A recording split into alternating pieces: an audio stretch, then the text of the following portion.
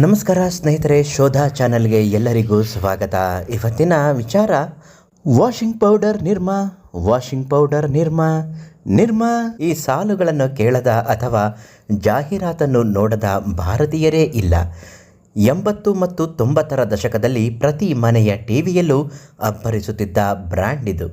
ಆದರೆ ಕೇವಲ ಒಬ್ಬ ವ್ಯಕ್ತಿ ತನ್ನ ಮನೆಯ ಹಿತ್ತಲಿನಲ್ಲಿ ಸಣ್ಣದಾಗಿ ಆರಂಭಿಸಿದ ಉದ್ಯಮವೊಂದು ದೇಶದ ನಂಬರ್ 1 ಕಂಪನಿಯಾಗಿ ಹೇಗೆ ಬೆಳೆಯಿತು? ಬಹುರಾಷ್ಟ್ರೀಯ ಕಂಪನಿಗಳಿಗೆ ನಡುಕ ಹುಟ್ಟಿಸಿದ ಆ ರೋಚಕ ಕಥೆ ಏನು? ಬನ್ನಿ, ಇವತ್ತಿನ ನಮ್ಮ ಶೋಧ ಸಂಚಿಕೆಯಲ್ಲಿ ನಿರ್ಮಾ ಕಂಪನಿ ಅದ್ಭುತ ಜರ್ನಿಯನ್ನು ತಿಳಿಯೋಣ. ಅದಕ್ಕೂ ಮೊದಲು ನೀವಿನ್ನೂ ನಮ್ಮ ಚಾನಲನ್ನು ಸಬ್ಸ್ಕ್ರೈಬ್ ಮಾಡಿಲ್ಲ ಅಂದರೆ ಮೊದಲು ಸಬ್ಸ್ಕ್ರೈಬ್ ಮಾಡಿ, ಪಕ್ಕದಲ್ಲಿರುವ ಬೆಲ್ ಐಕಾನ್ ಟಚ್ ಮಾಡಿ. ಪ್ರತಿದಿನ ಶೋಧ ಮಾಹಿತಿಗಳು ನಿಮ್ಮ ಮೊಬೈಲ್ಗೆ ಬೇಗನೆ ಬರುತ್ತೆ. ಇನ್ನು ಈ ಕಥಾನಾಯಕ ಕರ್ಜನ್ ಭಾಯ್ ಪಟೇಲ್. ಹೌದು ವೀಕ್ಷಕರೇ, ಕರ್ಜನ್ ಗುಜರಾತ್ನ ಒಂದು ಸಾಮಾನ್ಯ ರೈತ ಕುಟುಂಬದಲ್ಲಿ ಜನಿಸಿದ ಇವರು ರಾಸಾಯನಿಕ ಶಾಸ್ತ್ರದಲ್ಲಿ ಪದವಿ ಮುಗಿಸಿ ಸರ್ಕಾರಿ ಉದ್ಯೋಗದಲ್ಲಿದ್ದರು.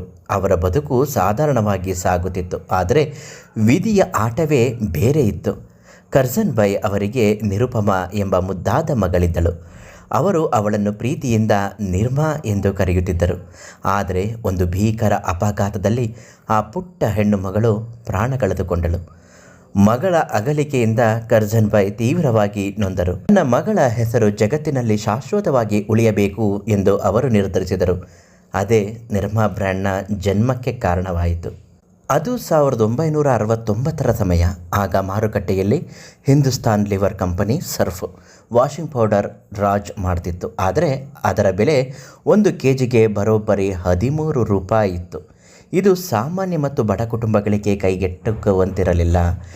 ಕೆಮಿಸ್ಟ್ರಿ ಓದಿದ ಕರ್ಜನ್ ಭಾಯ್ ತಮ್ಮ ಮನೆಯ ಹಿತ್ತಲಿನಲ್ಲಿ ಬಟ್ಟೆ ತೊಳೆಯುವ ಪೌಡರ್ ತಯಾರಿಸಲು ಪ್ರಯೋಗ ಆರಂಭಿಸಿದರು. ಕೊನೆಗೂ ಯಶಸ್ವಿಯಾದರು. ಅವರು ತಯಾರಿಸಿದ ಪೌಡರ್ಗೆ ಮಗಳ ನೆನಪಿನಲ್ಲಿ ನಿರ್ಮಾ ಎಂದು ಹೆಸರಿಟ್ಟರು. ಕೇವಲ 3 ರೂಪಾಯಿಗೆ 1 ಕೆಜಿ ಪೌಡರ್ ನೀಡಲು ಆರಂಭಿಸಿದರು. ಅಂದರೆ ಮಾರುಕಟ್ಟೆಯಲ್ಲಿದ್ದ ಬ್ರ್ಯಾಂಡ್ಗಿಂತ 3-4 ಪಟ್ಟು ಕಡಿಮೆ ಬೆಲೆ. ಕರ್ಜನ್ ಭಾಯ್ ಪ್ರತಿದಿನ ಆಫೀಸ್ಗೆ ಹೋಗುವ ಮುನ್ನ ಮತ್ತು ಬಂದ ನಂತರ ಸೈಕಲ್ನ ಮೇಲೆ ಮನೆಗೆ ಹೋಗಿ ತಾವೇ ಸ್ವತಃ ಈ ಪೌಡರ್ ಮಾರಾಟ ಮಾಡುತ್ತಿದ್ದರು. ಆರಂಭದಲ್ಲಿ ವ್ಯಾಪಾರ ನಿಧಾನವಾಗಿತ್ತು. ಆದರೆ ಕರ್ಜನ್ ಭಾಯ್ ಒಂದು ಅದ್ಭುತ ಬಿಸ್ನೆಸ್ ತಂತ್ರ ಉಪಯೋಗಿಸಿದರು. ಅವರು ಮಾರುಕಟ್ಟೆಯಲ್ಲಿದ್ದ ಎಲ್ಲ ನಿರ್ಮಾ ಪೌಡರ್ ಸ್ಟಾಕ್ಗಳನ್ನು ವಾಪಸ್ ಪಡೆದುಕೊಂಡರು. ಅದೇ ಸಮಯದಲ್ಲಿ ದೂರದರ್ಶನದಲ್ಲಿ ಭರ್ಜರಿ ಜಾಹೀರಾತು ನೀಡಲು ಶುರು ಮಾಡಿದರು. ಹೇಮಾ, ರೇಖಾ, ಜಯಾ ಔರ್ ಸುಷ್ಮಾ, ಸಬ್ಕಿ ಪಸಂದ್ ನಿರ್ಮಾ ಎಂಬ ಜಿಂಗಲ್ ಇಡೀ ದೇಶದ ಜನರ ಮನಸ್ಸಿಗೆ ನಾಟಿತು. ಟಿವಿಯಲ್ಲಿ ಜಾಹೀರಾತು ನೋಡಿ ಜನ ಅಂಗಡಿಗಳಿಗೆ ಕೇಳಿಕೊಂಡು ಹೋದಾಗ ಅಲ್ಲಿ ಸ್ಟಾಕ್ ಇರಲಿಲ್ಲ. ಗ್ರಾಹಕರಿಂದ ಡಿಮ್ಯಾಂಡ್ ಹೆಚ್ಚಾಗುತ್ತಿತ್ತು.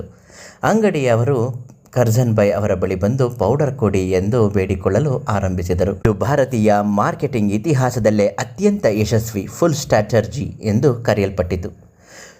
ನೋಡುತ್ತಿದ್ದಂತೆ ನಿರ್ಮಾ ದೇಶದ ಅತಿ ದೊಡ್ಡ ಬ್ರ್ಯಾಂಡ್ ಆಗಿ ಬೆಳೆಯಿತು.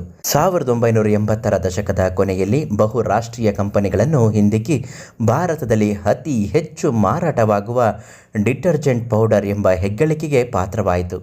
ಕರ್ಜನ್ ಭಾಯ್ ಪಟೇಲ್ ಭಾರತದ ಅತ್ಯಂತ ಶ್ರೀಮಂತ ಉದ್ಯಮಿಗಳ ಸಾಲಿಗೆ ಸೇರಿದರು. ಭಾರತ ಸರ್ಕಾರ ಅವರಿಗೆ ಪದ್ಮಶ್ರೀ ನೀಡಿ ಗೌರವಿಸಿತು. ಕೇವಲ ಒಂದು ಸೈಕಲ್ನಿಂದ ಆರಂಭವಾದ ಪಯಣ ಸಾವಿರಾರು ಕೋಟಿ ರೂಪಾಯಿಗಳ ಸಾಮ್ರಾಜ್ಯವಾಗಿ ಬದಲಾಯಿತು. ಸ್ನೇಹಿತರೆ, ನಿರ್ಮಾ ಕೇವಲ ಒಂದು ವಾಷಿಂಗ್ ಪೌಡರ್ ಅಲ್ಲ, ಅದು ಒಬ್ಬ ತಂದೆ ತನ್ನ ಮಗಳ ಹೆಸರನ್ನು ಅಮರಗೊಳಿಸಲು ನಡೆಸಿದ ಹೋರಾಟ ಮತ್ತು ಒಬ್ಬ ಸಾಮಾನ್ಯ ಭಾರತೀಯ ಉದ್ಯಮಿ ಜಗತ್ತಿಗೆ ತೋರಿಸಿದ ಚಾಣಾಕ್ಷತನ. ಅಂದಹಾಗೆ ಇಂದಿಗೂ ನಿರ್ಮಾ ಪ್ಯಾಕೆಟ್ ಮೇಲೆ ಕಾಣಿಸುವ ಆ ಬಿಳಿ ಲಂಗ ತೊಟ್ಟ ಹುಡುಗಿ ಮತ್ಯಾರೂ ಅಲ್ಲ, ಕರ್ಜನ್ ಭಾಯ್ ಅವರ ಮುದ್ದಿನ ಮಗಳು ನಿರುಪಮಾ. ನಿಮಗೆ ಈ ಸ್ಫೂರ್ತಿದಾಯಕ ಕಥೆ ಇಷ್ಟವಾಗಿದ್ದರೆ ದಯವಿಟ್ಟು ವಿಡಿಯೋವನ್ನು ಲೈಕ್ ಮಾಡಿ, ಶೇರ್ ಮಾಡಿ. ಇಂತಹ ಮತ್ತಷ್ಟು ರೋಚಕ ಕಥೆಗಳನ್ನು ಶೋಧ ಮಾಡೋದಕ್ಕಾಗಿ ನಮ್ಮ ಶೋಧ ಚಾನಲನ್ನು ಈಗಲೇ ಸಬ್ಸ್ಕ್ರೈಬ್ ಆಗಿ ನಿಮ್ಮ ಅನಿಸಿಕೆಗಳನ್ನು ಕಮೆಂಟ್ ಬಾಕ್ಸ್ನಲ್ಲಿ ತಿಳಿಸಿ.